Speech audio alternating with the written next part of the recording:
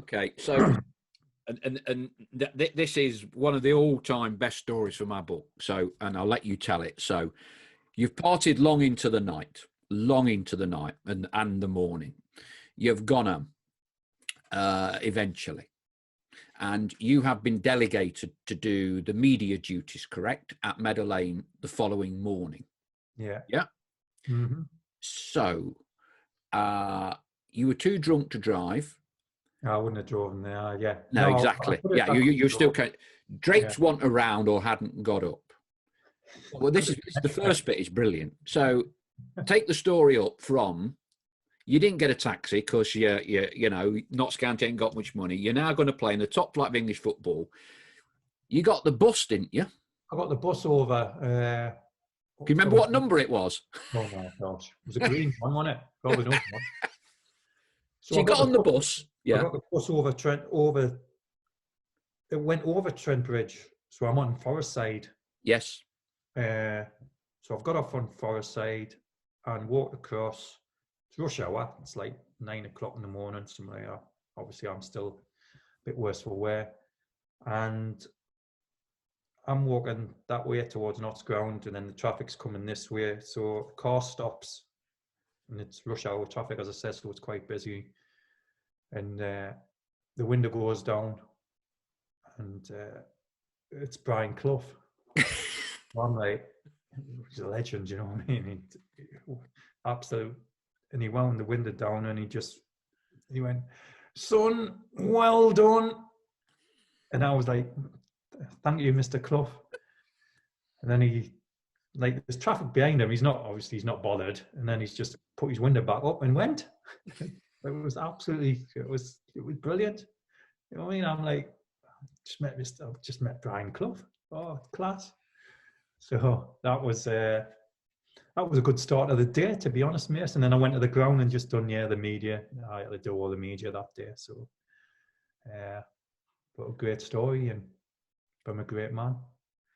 I just find it it's very reassuring, isn't it? Because there you are, a teenage footballing prodigy or whatever you want to call yourself, who has scored 2 goals at Wembley. He's now going to be in the top league of English football. He's worth millions of pounds. And 1, you're going on the bus. Brilliant. And 2, you're walking over and you see Brian Clough, and then you go off and do all your media work and go, you know what it can be like sometimes with players doing media work. I mean, it's unbelievable, really. Shows you how grounded you were. It's had to be, man. That was the way it was. It was my turn to do the press. So, even though I wasn't a right mess, but it was massive for Notts, wasn't it? I hadn't been there since the late 70s, early 80s. So what we've done and what the whole club, I said in my first sentence, it's a family club. Everyone was involved. All the office staff were there. Les is still there. Do you know what I mean? Les Brad. Brilliant. We did one podcast, which ties into what you were saying there, with Paul Sherlock, James Walker, and Paul Cox. Wow. Well, Sherlock's in now, isn't he, or something like that? Yeah. They all spoke about the fantastic camaraderie among all the players, not just first team, but youth team. However, there was a great spirit of togetherness there. Totally. From the first day you walked into the door, Ian McCulloch was running the commercial side, and his classic is, and he got me with it. So one of the lads used to say to you, right, go and see Cat, Ian, and ask him for a long stand. So I'd walk around. So I remember I walking around, and I was, "Cat, yeah, how are you, Geordie? You all right?" That's what he used to call me, the mad Geordie. I says, "Cat, I'm after a long stand." And he went, "Okay then, give us a bit." So he tootled off to the back. So he'd be there 15, 20 minutes, and I'll be like, "So where's he gone then?" And then he'd come back out, and I says, "Cat, where's the long stand?" And he went, "Well, you just had one, haven't you?" And you're like, "Oh my God, what an imbecile for falling for that." But that was the sort of club it was. So you trot back out, and all the lads would be laughing their head off. There was, on a Monday for the YTS, we used to either half of us would be in the office, and then half of us would be on the ground staff helping Peter and Walter. They're the electricians. So that was just part of your YDS training. You had to do it. So I'd be in the office on a Monday, and I'd be answering the phone, on the reception. And one time the phone went, and I says, "Good afternoon, Notts County. Can I help you?" And I heard this Geordie voice going, "Who's that?" I'm like, "It's Tommy Johnson." And it was Laurie McMenemy on the phone. And he wanted to speak to the gaffer at the time. So I was like, "Oh, I don't know where Laurie was at the time. I don't know. I don't think he was at the under-21, so he might have been, I don't know, Southampton or whatever." But that was us on a Monday afternoon. Another good cue from you there, the under-21s. Because you and Drapes both got in, which is no mean achievement for Notts. I think Dean Yates did as well, didn't he? Yeah. And I think you ended up playing a few games for the under-21s, didn't you? Yeah, 7 games I ended up playing. I think they actually called the game off against Charlton because I'd been called up. I think I got called up first, and then Drapes was in the next squad. But, fantastic, little Notts County. As you said, Dean Yates. Dean Yates played for the 21s. I think there's been a couple since. Who was the manager then on the 21s? Big Laurie. Right. Laurie was like assistant to Graham Taylor. And then Laurie used to bring managers in. So I had Joe Royal, who was a manager of Oldham at the time. Joe Royal, who else? John Ward came in and took us. So it was great because you were learning off other managers as well and see how they take training and all that. And I remember Joe Royal saying, he was manager of Oldham at the time. And obviously they were doing really well, like us, they were flying. We were down at Southampton. I think we played in Hungary. And I was sub. And he says, "Right, I'm putting you on." And I went on 5 minutes to go. And he says, "If you score," he says, "I'll come and sign you." And I scored. So I always remind him of the fact when I see him, because I've seen him when he was doing a bit of work for Everton and Wigan, scouting. So, but so it was great with the 21s, especially having Drapes as well. And then you had the Forest lads, you had Charlesy, you had Gemmo, who else? And then the Derby lads, Paul Williams, Craig Ramage. So we knew each other, so we weren't going into the unknown. It was obviously a bit nerve-wracking for myself and Drapes coming from little Notts County. But the lads made us feel welcome and played with some great players. Yeah. Did you go to any European hotspots or? Poland away. So time, no. Turkey away was memorable because they were breaking the bus after the game. The Toulon tournament, played in that in the south of France. So yeah, I think I played 7 times. So I think because of the first 2 playoff games, I actually got called up for the Toulon tournament when we played Brighton, but couldn't go because we were in the playoffs. And so next year I'd signed for Derby by then, the following year, and I got called up then for when I was at Derby. But my first few games was when I was with Notts. Now, managers of smaller clubs, when their players get called up into international squads, particularly England, they're delighted, but sometimes they get a bit nervous, don't they? Because they know that young Tommy Johnson and young Mark Draper, who are probably on threepence halfpenny a week at Notts County, will be mingling, as well as those players you've mentioned, but the hottest young properties from Arsenal, Manchester United or whatever. And of course, you compare wages, what cars you got and all the rest of it. And so sometimes it can cause the manager problems when the players go back. Was it like that with you and Drapes or not? Well, we were Drape, we were us. To be fair, at the time, we just signed new contracts at Notts, so we were on, decent money. For even nowadays, it was good money. So Drapes, I don't know what. Oh, he had I said I wasn't into cars, even though I think I bought a little XR2 after my first car when I signed a new deal. Drapes had a Renault 5 GT Turbo. Boy racer. Oh my God, it was absolutely rapid. So he loved his cars, and it was rapid. But yeah, they were obviously who we played with were probably on a lot more money than we were, but it wasn't that. It was the fact we were playing for England. And we fitted in okay, and the lads were brilliant. Gosh, you're getting real names off: David James, Lee Sharp, Alan Shearer, Kevin Campbell, just to name a few. David Lee was at Chelsea, still. That's how we met, and still a very, very good friend of mine. But they were all down to earth lads as well, because when you look at it, we were 20, 21. But what an experience, mate. So it was brilliant. No one can take it away from you. That's it. Welcome to the top flight. First game, Manchester United away. We had Steve Cherry on a couple of weeks ago. Told a lovely story about after the game. You had the tins on the bus, or the players' bar that was free at Man United. Derek obviously made you pay for everything at Meadow Lane. And somehow or other, he and Dave Regis ended up going out with some fans and didn't get home until about 3:30 in the morning after that first game. What was it like for you?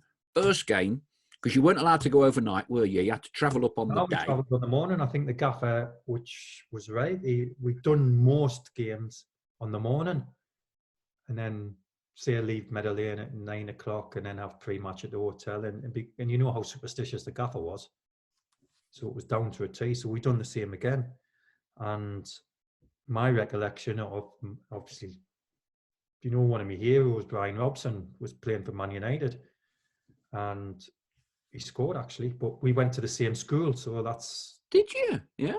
Even though I'm a lot younger than him, yes, I might not look it now, but but we went to the same comprehensive, so I'd always had an affinity with looking up to him and what a player he was, and captain of England and all that. So, and actually, it's weird, just before Christmas, someone sent us a photo of that game, a photo of me with the ball, but I only think I had 3 touches of the ball at that game.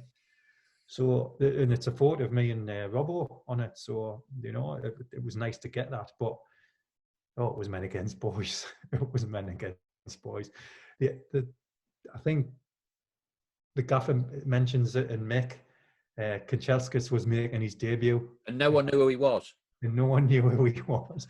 So the gaffer was going before the game. Mick, who's this Kanchelskis bloke? Who is it? So Mick's running around everywhere trying to get information on him.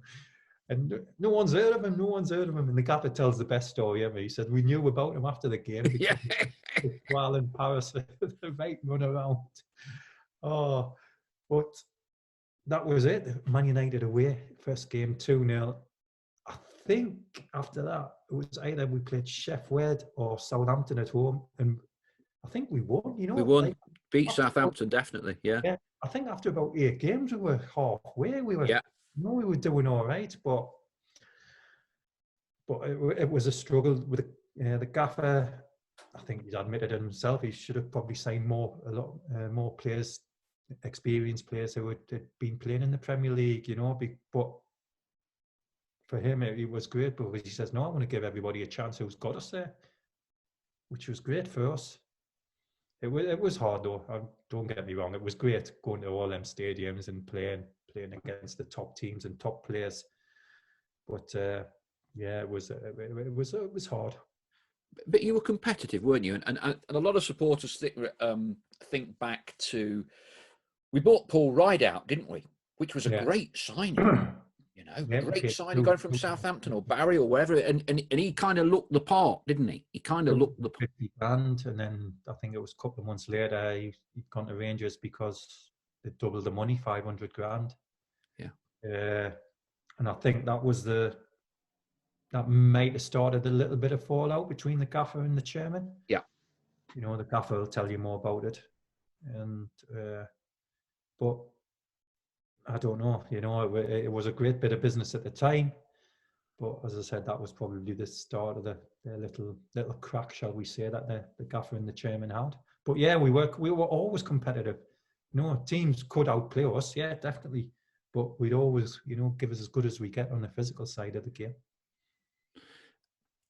Of those games in the top flight with Notts, were there any that, obviously the Manchester United game, but any particular ones for you that stood out? Man U at home, I was 21. And it was I was going home straight after the game, so scored a penalty against Schmeichel, I think it was. Not name dropping like this, do you know what I mean? But it's and then I was going straight home after, and I got done for speeding. So that's how I remember that. So you're 21, you're playing Man U, you score, you whiz back up to Geordie land in your, I forget what car it was, and you've been done for speeding. XR2 then, and I got done for speeding. So that was it. That was my memorable game. Did you ever get homesick? Because David Rush found it difficult, didn't he? I remember Drake. He did, yeah. Rushy got a car when he got in when we were in the digs, and he used to try and get up as much as he possibly can. I think probably early doors a little bit, but more not really. No. I just thought I miss me mates. That's still got me schoolmates up the road. We keep in touch, but it was always this is it. This is my home now, shall we say? I've got to. And I said before when we first started, if I didn't like it away from home, I could always go back. That was me philosophy in my mind. But I didn't. I loved it. Rushy and Toddy would sometimes probably go back home when they could, and I'd probably stay down here. There was times when I could go home, and I did go home. But I loved living in Nottingham. It was a great city. So I didn't really get homesick. No, I'm still here. So I must have been 30 odd years later. I've moved around a bit, but I'm still here at the minute. No, there was self-evidence of you're kind of strong-willed, when you're 14 coming down to Notts. You left Notts before the end of that season in the top flight. 4-6 weeks to go. So what were the thought processes? How did that come about? I knew clubs had been interested, and I don't know. What was that? 21. I just thought it was time. We were struggling in the Premier League, and once you've had a bit of that, even though I never got there until a few years later, you think I want to build, and and I knew Derby had been sniffing, and the money they were talking, over £1 million and all that. I just thought at the time it was time to move on, even though I was only 21. We played. I think Drape's played a lot more games than me, but as you said, 100 and odd games I'd played by the time I was 21, and I just thought, not. If we avoided relegation, it would be some feat, but it wasn't looking more than likely that they would be going back down to the old championship as it is now, the second tier. Would we have done what we'd done before and get promoted straight away? It was going to be a hard ask. And then when I heard clubs were coming in for us, I thought, I think it's time to move on. And I beg to anyone to disagree with us, to be honest. You know what I mean? I was moving to a club who were going for it, who were spending a lot of money at the time in that era. A great manager, someone who I totally respected because of what he'd done at Newcastle and the players they had signed and the players that had been there, like Mark Wright, Dean Saunders, Peter Shilton, who had all left by the time I'd went there. But I'd heard there was a few clubs in for us, I had an agent. We all had an agent then, and I just thought, no, it's time to go. And throughout my career after that, when I left Derby to go to Villa, and when I left Villa to go to Celtic, it was the same as well. It was just something. There's something inside as we're saying, that's it. Time's up. Right, let's move on to the next chapter, and that's what it was. So, how do those in those days? How do those conversations take place? Do the club tell you you're going? They've accepted a fee. Do you sit down with Neil and say, I know Derby are in from me, I want to go? Was the conversations with Derek Pavis? How does that all work out? We played Villa on the Tuesday night, I think. Yeah, that was your last game. That was my last game. Drew 0-0. I think I got brought off. You know, and I wasn't probably having the best of times, to be honest, mate. And then Wednesday, I think we were off. Thursday, I just went in to have a chat with a gaffer. And then I was hanging around all day, and he says, right, we're just trying to sort a fee out and all that. And then in those days, there was no mobile phones, was there? I lived in Woollerton then. I'd bought a house in Woollerton, so I'd moved to Woollerton, and I think it was about 4, and thinking, well, nothing's going to get done now. I got home, and then my house phone going, you better get back to the ground quick. It's getting sorted. And I was like, what? I went on loan first, so I could play on the Saturday. Right. Yeah, so you could, if you'd signed before a certain time, I think it was 5 o'clock, so it might have been a bit earlier than 4:30. So I just got back to the ground, and then I signed the forms, and that was it. And then I signed permanent on the Monday after the game on the Saturday. So it was all. Some deals take minutes, some deals take days and days and days. You know what I mean? It's obviously dependent on circumstances. So much goes involved, isn't it? Obviously, there's transfer fees and personal terms, and is it location where you're going to go? Agents are involved. Is the selling club, have they got a ready-made replacement for you? Do you know what I mean? I'm leaving for whatever it was, 1.3, 1.4. So although they're getting a lot of money for you, have they got a replacement for you? Are they going to go and get somebody else in, or are they just going to make do with the squad they've got? So there's a lot of factors going into a move, and the Derby one went quite smoothly, to be honest. As I said, I signed on loan, and then I've never been money orientated at all. I come from Newcastle, and mum and dad had an out, so I value money and and value what I've actually achieved in my career. But I was never orientated that way. But it was done and dusted within God knows how long. I'm signing. That's it, and that's been the same in all the clubs I've been at. In those days, it was kind of like the player would go in and empty their belongings, wasn't it? And you'd kind of like put it in a black bin liner and just like take your boots and whatever. Was it like that? Yes, more or less. Mm-hmm. Yeah, I won't get my boots and my shin pads because I'm training in the morning at a new club. So I just took my stuff. Yeah, it would have been boots and shin pads. That's it. See you later. The lads weren't in because we'd finished training, so it was. You were clearly excited about going to Derby. You'd done your time at Notts. Yeah.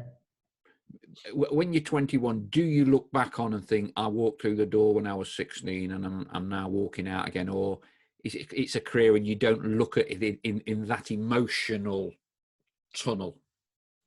Oh, yeah, I was. Yeah, you gutted you're leaving because of what you achieved. God, you say to any 21-year-old who's playing football, you've played 100 and odd games, you've scored so many goals, you played at Wembley twice. Oh, this is happening every year. This would be great. Obviously, it doesn't. Yeah, we'd achieved unbelievable success, unbelievable. But as I said before, mate, it was time to leave. It was, I just had this inner thing about us, and I've said it about my other clubs as well. When it's time to go, that's my decision made, and it's even though clubs might not want to sell you or whatever, it's not like, oh, you see you want to go and you can go. It's not like that at all. Not like the player power we've seen over the last few years. It's totally not like that. If Neil Warnock would say, no, you're not going, that's the end of it. Once you sit down and have a chat about it and then reason with each other and make the decision. So did Neil understand your views? Well, they were getting 1.375 for us as well. Right. Yeah. I mean, it works both ways. Yeah, no. Yeah, I was interested in where Neil would come from, because it depends to an extent. I'm sure Derek was very keen, but whether that money gets released for Neil, that's down to them. But yeah, when I spoke to Gaffer, I was, he understood, and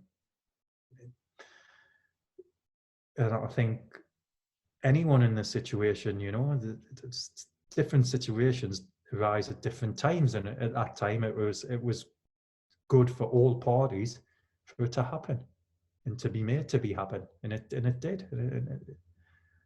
Yeah, and effectively, you were the first member of that very talented young group of players to move on, because Craig Short moved along, Drapes went to Leicester, Dean Yates moved on, and I think Lionel Pickering always used to joke with Derek Pavis and say, "This is my ground." Derek go, "Wait a minute." I go, "I've paid for all these stands because I bought all your players." He tried to buy Drapes as well. I don't know what happened. I think there was some rumblings of Drapes going to Derby as well. But you see, I can check. You see, you shouldn't have brought that one up, because this is where I actually get one up on you. Because if you remember, so you've gone to Derby, following year playoffs, and you're playing Leicester City in the final. I think that was my second year at Leicester, and Leicester had problems getting a team up. I mean, crikey, you had all the big names. You, Shorty had signed. There's a load of stellar names, and we got kind of Leicester City reserves out. I say we because I was part of that club. It was like Leicester City reserves out there, and you scored, didn't you? You scored 1-1, and there's that memorable moment when Paul Williams somehow or other ducked under that sort of bouncing ball that just about limped over the line. Do you remember that? Free kick, mate. So it was a foul on the goalie. Yeah. Yeah. Listen, if you'd had VAR, you might have been all right, but it weren't around then. That was the worst moment in my career. That was on a football pitch that day. It was horrible. And fair play to Leicester. The setup. Well, it's ironic that I'm at Derby. I've always said, if we'd have got promotion that day, we probably would have done better in the Premier League than we did in the Championship, because of the players we had and the style we played. We had a great team. We were flying again. Leicester under Brian Little played 3 up front, just launched it. And I always remember the gaffer in Ormondroyd, Phil G. Go on, just launch it. And he said it's a one-off game. He said doesn't matter how you win it, you win it. And he was right. And it's ironic because he signed me 6 months later for Aston Villa. Yeah, it's squaring the circle. So Leicester were playing Derby in that playoff. Yeah, both Leicester and Derby wanted to sign Drapes. Yeah. So whoever won that game were going to sign him. That's what it was, because clearly Drapes wanted to go in, play in the top flight again, and so it was whoever won. Because you're quite right, Derby, I think you were in for him, and if Derby had won, you'd have gone there. But Leicester won. Brian Little went and bought him, and of course, then when Brian moved from Leicester to Villa, one of the things he did was take Drapes and reunite you two at Villa. Yeah. Mm-hmm. Just ironic, isn't it, how it all ends up? Like Derby, I would have signed a new contract, stayed there, and then would never have probably gone to Villa. The gaffer from Leicester goes to Villa and signs me and Drapes again. Dear me, did he know what he was doing? The Q&A when it's supposed to happen in May, I think now, me, Drapes and the gaffer for Villa. Is it? Yeah, so it'll be good to see him again in Birmingham. I'll ring Brian up then, yeah. And was John Gregory there at Villa when you were there? The manager. I still keep in touch with Grego, because he won the title in the Indian Super League, Unbelievable, isn't he? Yeah, he was brilliant. There you go on about staff again, Mace. Yeah. Yeah. Brian Little bringing Alan Evans in and John Gregory. People who we can trust, Kevin McDonald and Tony McAndrew from Leicester.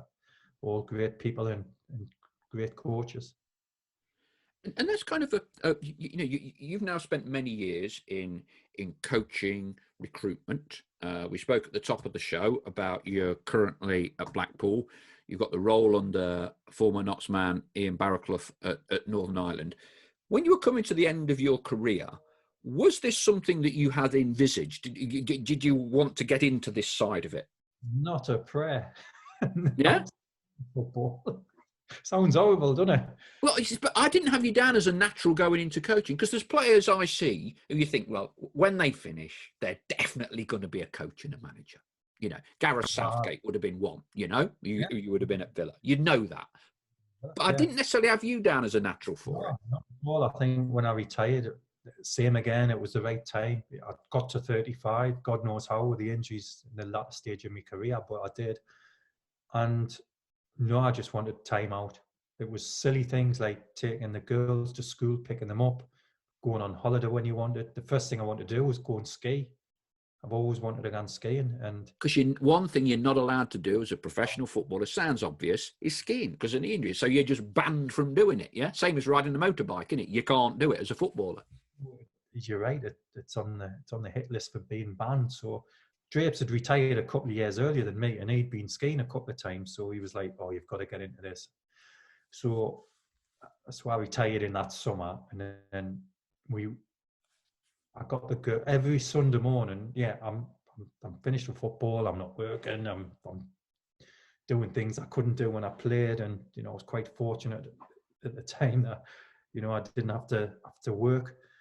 So every Sunday morning, my girls are 3 and 6, so I'm down to town with Snowdome every Sunday morning, 9 o'clock. Learn to ski with the young'uns. So that was from like the October time till the Christmas, and then we all went away New Year skiing with Drapes and his family and the kids, and that's what I wanted to do. I just thought that was it. So as I said, I'd take the girls to school. I could go on holiday when we wanted. It was just okay, it's finished. But then you get bored, mate. You know what I mean? I'm 36. I can't do this for the rest of my life. Plus, I'll have no money. So, so Charlie was manager at Notts. It just gone back in and brought Dave back, Dave Kevin, and they says, "Come and have a chat with us." Oh, no, all right. And so I went and had a chat with him, and he says, "We want to bring you in."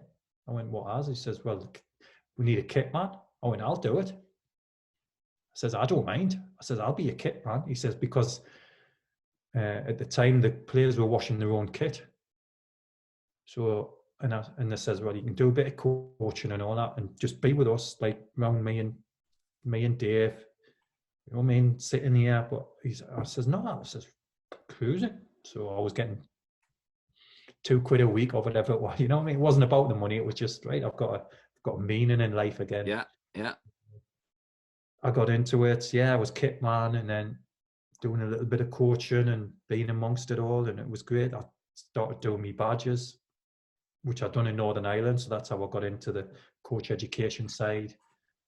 So I done all my badges over in Northern Ireland, and that was it. Yeah, just got back into it, and whether I've been coaching, recruitment, or coach education, which I still do, as we say, being a licensed tutor over there. Yeah, I've been in football since that little 18 months when I was doing nothing. So talk to me a little bit about this, the kind of Notts County boot room, or whatever you want to call it, that was created initially under Charlie, then Monto, and then Craig Short came in as manager. So what was all that like? I mean, ups and downs and crikey, When we went in, it was, you think, in the relegation places of league, going into the conference. I think it was only a couple of games before the end of the season that we managed to avoid relegation. That's right. So Charlie had been at Forest, and David had a great coaching career under Steve Cottrell. He'd been up at Burnley, had been at Stoke. And so the chairman at the time, John Armstrong Holmes, was in charge. He'd brought Charlie in and Dave in. So I think they wanted someone to come in and who had an affinity with the club. And obviously the pair of them did, and they brought me in. And then, as you said, when it all went belly up, well, did it go belly up when Sven came up in Todd and Drapes came back into the club because he was living in Spain? So I was doing my badges, so they officially made me first team coach, and then Drapes used to come in and help out, and then he was kit man. So I'd gone from like being kit man to Drapes being kit man, but he was like more or less doing what I was doing, but still part of it. And it was just so surreal when Sven came in and taught two top class fellas, but they wanted a bigger name than Charlie. Do you know what I mean, Mason? And it was wrong. We were doing okay, and you know, I remember going to Peter Trembling and Sven and saying, "I'm out of here." And Dave, you know what I mean? I said, it's wrong, totally wrong what you've done, and that's why nothing surprises us. That's what I was saying now. Nothing surprises us in football, but it was wrong. You know, I just didn't agree with Charlie leaving, and I let me feelings know, to be honest. And then I'd spoke to Charlie when he'd left, and I said, I'm going to leave, and he was going, no, don't leave, don't. You know what I mean? Dave's still there. He says, you can't, you know, I'll hopefully get another job. I'll take you with you and all that. But, you know, when you sit down and think about it, you know, I was enjoying it. I loved it. You know, I was at the club where I started my career, and I still lived in the area. You know, I was back involved in football because I can't do anything else. So, yeah, I stayed. And, you know, when I think me and Dave took over for a bit, and then Hans came in, Hans Bakker, and then obviously we knew what happened with all the money that had gone. Well, there wasn't any, was it? That was it. So, when did, I mean, so because clearly, you know, Sven signing billions, all the rest of it. Yeah, of course he is, right? But Sven arriving and physically turning up in the flesh gave that whole Munto a veneer of respectability, didn't it? He was kind of a bit of the glue that said, well, actually, it might be true because why else is Sven here, sort of thing. And that kind of bought 3 months, didn't it, really? Yeah, it was, give Munto kudos, didn't it? It's going, why they must have the money if Sven's coming in and toured, and then we signed Kasper Schmeichel and Sol Campbell, and you're like, wow, what is going on here? Little Notts County. The media circus was unbelievable. You know, the first day that Sven came in, and rightly so, he was England manager, and the craze he's had in football. But it was just a massive media circus. And as time wore on, you knew what the outcome was going to be. You know, players weren't getting paid. There was, we've sold it, or there's getting money's going to be injected into the club. But it wasn't. You know, in fact, they must have been lying to Sven as well, because I remember I think we played Dagenham away, and we were flying. We were doing, you know what I mean? Obviously, we've got Hughes in, we'd spent money on players, and I remember Sven. I think it was before the Dagenham game down there, and midweek. Said, yeah, I think we battered them. We won 3-0 or 4-0 or something. We were flying because of that. Because the meeting before, Sven had said, "Listen, everything's okay. I've been told that the money's coming, everything's going to be right as rain, and we're going to crack on now." So they just fed him a load of lies as well. It's an interesting one, that one, because I was going to bring it up, and because I was doing a bit of stuff, PR, Trembling had approached me, and on the day down to Dagenham, it was midweek Tuesday evening, and I was going down on the train, and Peter rang me, and he said, so that's it. He said, can't sell it. Last chance has gone. I don't want to sell it some people that might buy it. I don't think they're right for the club. That's it. We're done. We're done. And then we got cut off. So I'm going all the way to Dagenham. And I can't get him. And I'm trying to ring him back. And I think, oh, you know, he's now like, you know, that's it. We're back. You know, I'm not even sure I'm walking to Dagenham off the tube. I'm thinking, is this game even going to be on? And like you said, we won 3-1. And then I think some of the players came out afterwards and said that Peter Trembling had come in, or something happened, didn't it? Or Sven had come in and said, it's all sorted, everything's on, you know. And I'm thinking, well, last time I spoke to Peter Trembling, an hour and a half, he said that was it. Complete, you know, because Peter he was part of his job to try and keep it going, wasn't it? You know, he'd just given up. And I thought, I wonder what's gone on there, you know. So you could write a book on it. I wish I'd kept Well, it. I did. I wrote. It's a 50,000 word chapter on how it was all set up, and Yeah, I mean, I think the interesting point is where do you apportion the blame for it?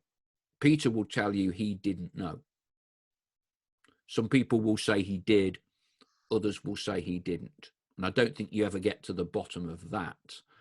But Anyone will get to the bottom of the mess, to be honest. But it's happened. It's surreal. It's part of the history of Notts County now, isn't it? That's the thing. so when Sven came in, did you go and ask for a pay rise?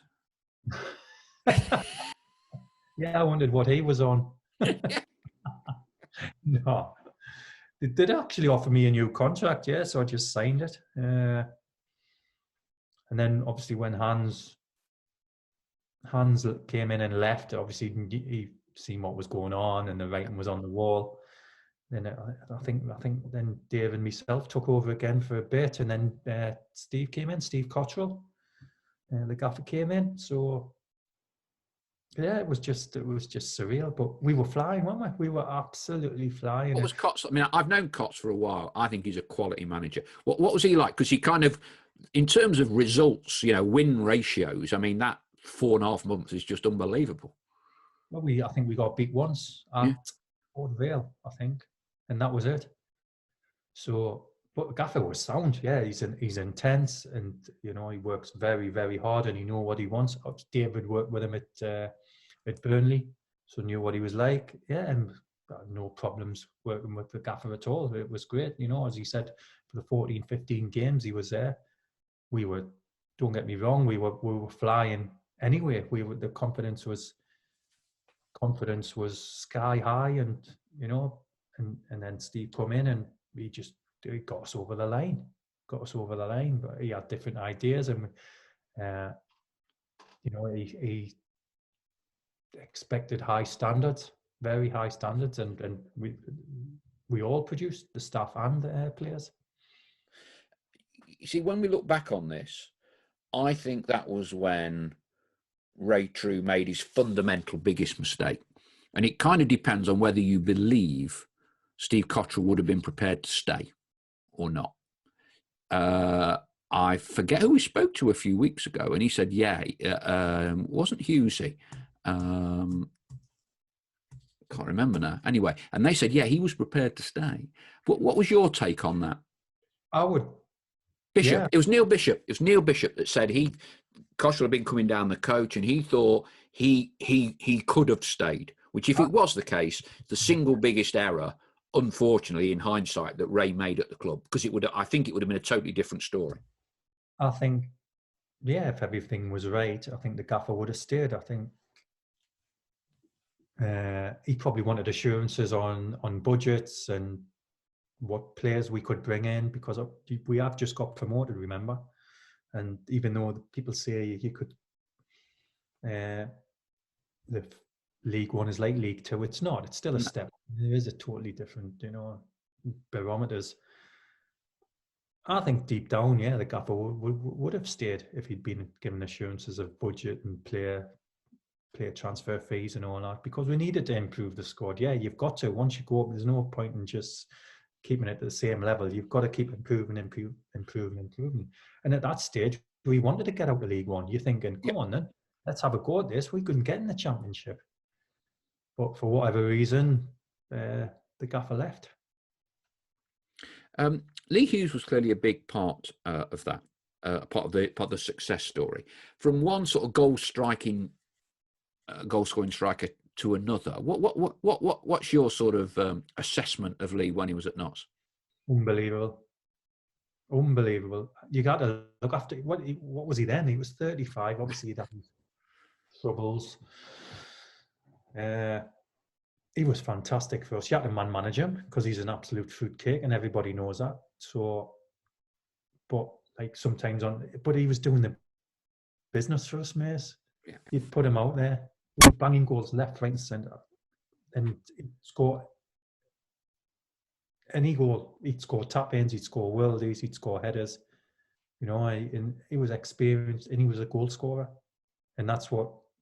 Listen, he got 30-odd goals that season. Unbelievable. Great lad as well. He was one of the ones, we had Spike, Graham Lee, Matty Hamshaw, others in the dressing room, and they ran the dressing room. they would come to me. I was like the middleman, shall we say, between the staff and the dressing room. And I used to just say to them, run that dressing room. Don't be coming with everything. You know what I mean? You run it. If you've got a problem, come and see us and I'll sort it out for you, or try and sort it out for you. But some of these goals, I think towards the end of the season, it was us and Rochdale going for it.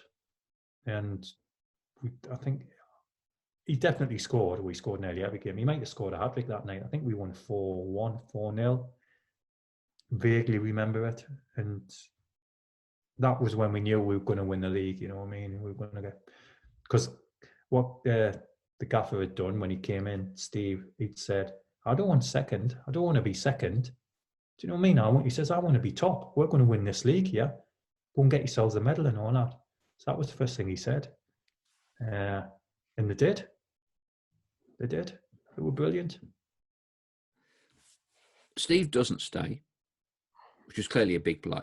But I'm guessing from your perspective, that is tempered fairly significantly by the announcement of Craig Shaw. Yeah? So you obviously get on well, you know each other. Well, as I said before, mate, nothing surprises you. So I was on holiday.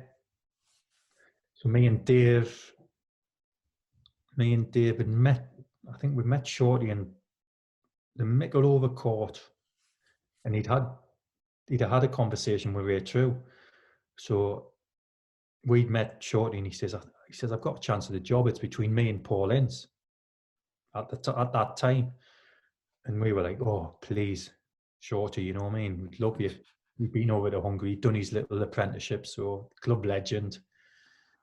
So Shorty gets a job, so brilliant for us, for me and Dave, you know what I mean? It was just carrying on from what we've been used to with the gaffer, with Charlie. So, and then 14 games later, I see you later. And I know what, that was Jim Rodwell he wanted Paul Ince in from the start anyway. So we were playing some fantastic stuff, and you know, some of the results went against us. I think Shorty's in Dave's last game was Colchester away, and we battered them first half, and we got beat. So I don't know how we got beat. Chances we missed, and then after that, they'd both gone.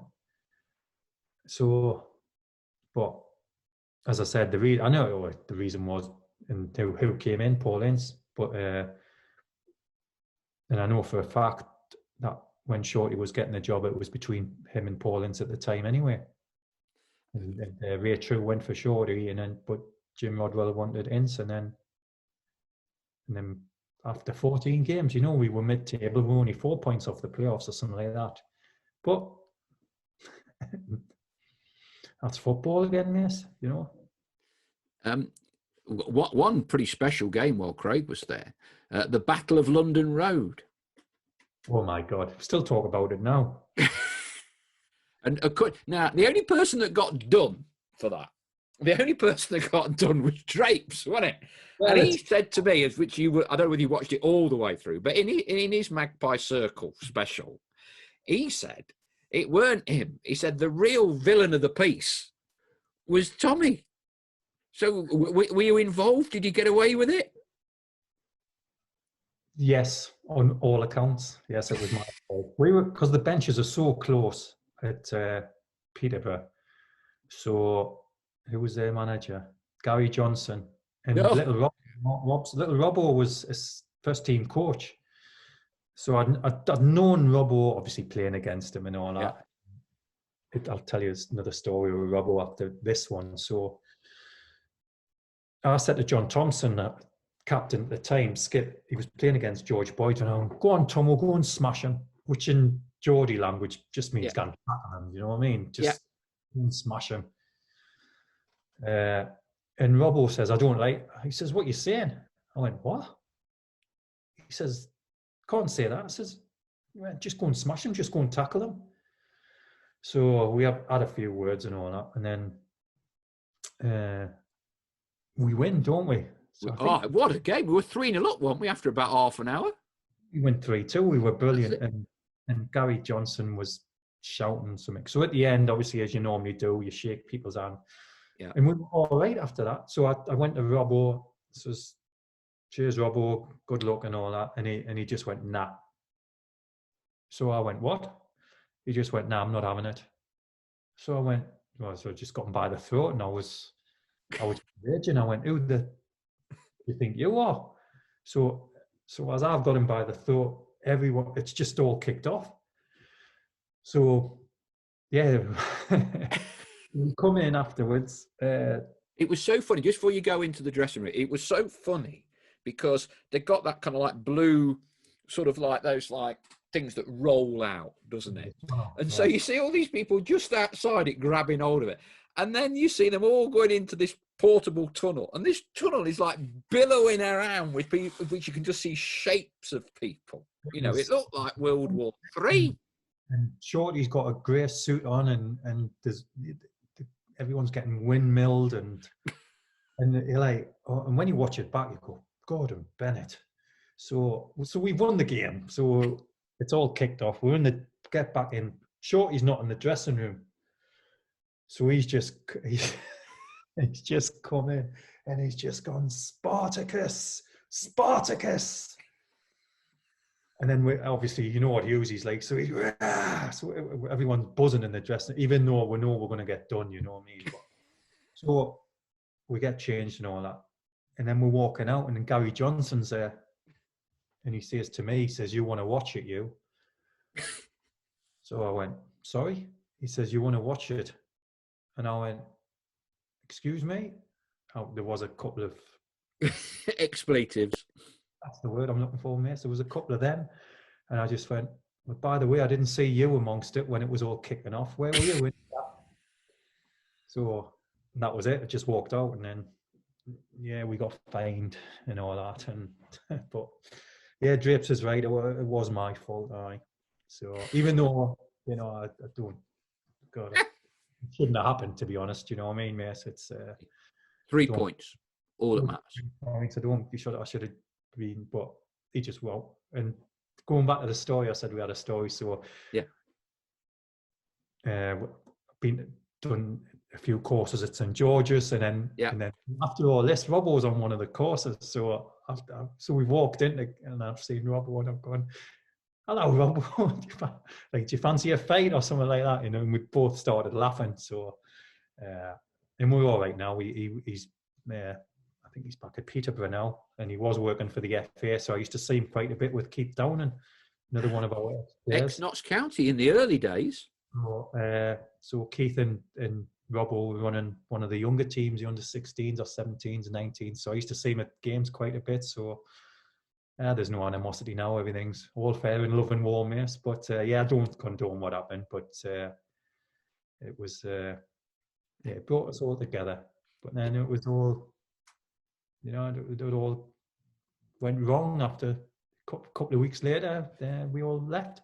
So the axe fell, and I think Ray subsequently said it was a major error on his part. So Shorty's gone. Was that kind of the end of the era for you with Notts at that point? Well, Shorty and Dave had gone on Sunday, and I'd gone in on the Monday. Nothing. I don't know what was happening. Obviously, I wanted to leave, Mace, you know, but mats and all that. So I've gone in. I think it was. Well, originally, I think so. They've asked us to take the team for the Saturday. So we trained a couple of days. I think it was me and Muggs were taking them, Carl Muggett and goalie coach, and then Paul Ince came in on a Thursday or something. So obviously, then he took the team, and you could just tell me I wasn't enjoying it. And I think the following Monday, I think I was there about 10 days with him, and then he pulled us in on the Monday, and says, "I want to bring my own men in," and I went, "No problem." Yeah. There was a more serious conversation which I can't repeat, like, because it was, but no, I get it. Yeah. Yes, there was, but ended up, sorting my contract out and leaving. Yeah. So and as I go back before, I wanted to leave, didn't enjoy it. Didn't like him as a person, didn't like his staff. didn't like the way they'd done things, and so I knew it was then again time to leave. I wanted to leave when Shorty and David left anyway. Yeah. Time was up. Yeah, I'd been there a while, but no, it was time to go. But it didn't diminish your enthusiasm or appetite for coaching, recruitment, management. You've kind of established yourself now, haven't you, for several years? And, you know, very good friend of mine, Martin O'Neill, you know, you've worked with Martin on a few occasions, haven't you? Because he took you as a player, didn't he, to Celtic? Yeah, I was at Celtic when the gaffer came up for his last season when we won the treble. As I mentioned before, utmost respect for the gaffer. Brilliant. And then kept in touch with him, you know, as you probably know, Mace, he's a hard man to get in touch of sometimes. He will always get back in touch with you. When he was Republic of Ireland manager, and I was going over to watch a game, and I couldn't get a ticket. I think it was a FAI Cup final, say Cork and Dundalk, something like that. I couldn't get a ticket, and I thought, I'm going to try the gaffer. So I tried the gaffer. Of course, sorted everything. He says, I'll get the FAI to ring you up. He says, come over, sit with me, Roy, Seamus and all that. The full shebang. It was brilliant. So I hadn't seen him, so we're catching up. It was great to see him again. And then when he got the Forest job, he... because we've been in touch like via text and stuff now and again, as I said, you know what he's like. And I just put congratulations, you know, I rang him up and says congratulations on the job back into Nottingham and all that. And then he rang us up and just says, I was in the pro, I think I'd left Watford, so I was in between jobs. He rang us up and says, will you come and see us? I went, yeah, of course I will, Gaff. You know, it's 20 minutes up the road, so we sat down and have a chat. He says, I need to sort the recruitment side of it. Will you head it up? And I went, of course I will. He says, I'd love to work for you. You know what I mean? Be part of your staff and all that with Roy Keane and Seamus, and Steve Guppy. So obviously you know Gups as well, mate. Yeah. So Simon Island. So Championship club, working with a gaffer, and I knew Keno anyway from his time at Notts County, and he was at Forest. I knew Seamus, knew Gups, so it was a no-brainer. Just like, wow, I'm honoured and privileged that he's asked me. Do you know what I mean? It was people rang me up and said, and the gaffer was saying, he says, everybody's ringing us up for this recruitment, and he says, I want you, and I was like, all right, Gaff. So, and there's again the contract. It was done like that. It was not about the money. It was just the fact of working with the gaffer again. And it was the same there. He got let go too early, far too early. You know, we'd won the last 4 games, I think, of that season. I think the gaffer actually went in on my birthday. He signed on January the 15th, so of that year. And then I went in the February time. And then we won the last 4 games of the season, I think. And then so we're gearing up for pre-season. We do everything pre-season. And then the first week of pre-season, do the first week of training. And then on the Saturday, he's been let go. Unbelievable. Why didn't they do it? If they were going to do it, why didn't they just do it at the end of the season? But it was brilliant to work with him. You know, sitting in the office with him every day and talking. And tea and toast. Do you have tea and toast? Well, he can eat the gaffer. So we'll be down for breakfast, and you know, and we were sitting and talking, and it was just an absolute honour and a privilege to be part of his staff. And he was great. He was great. Tommy, we could go on for ages, but we'll go on past your 50th birthday where we're going. So you came in as a young teenage lad at Notts County. As this episode is being broadcast, you are 50 years old. So congratulations. It's great that you've had such a great career, not just at Notts, but throughout the rest of football.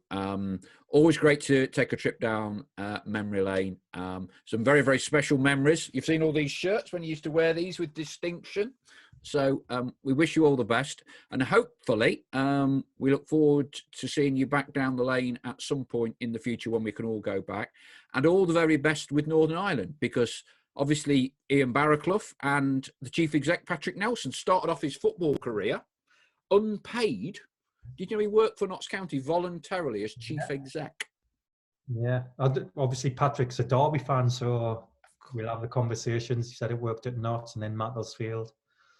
So yeah, and we normally are on the same flights when I'm going over or coming back, shall I say. So because he still lives in the East Midlands as well as having a place up there. But no, I thoroughly enjoyed it, mate. Seeing them shirts and then reminiscing about the good times.